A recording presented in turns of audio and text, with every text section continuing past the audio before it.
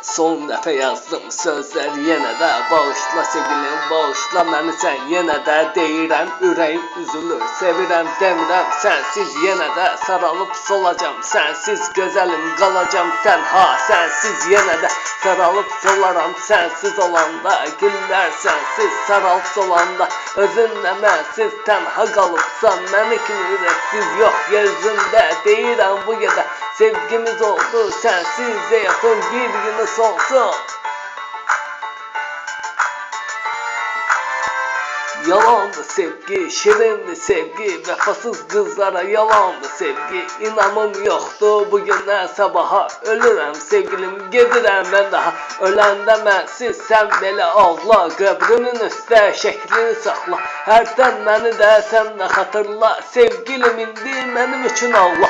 Ağla mələyim, ağla gözəlim, üzüldü sənsiz, sənsiz ürəyim. Hardadır indi mənim gözəlim, gəlsin irəli mənim mələyim.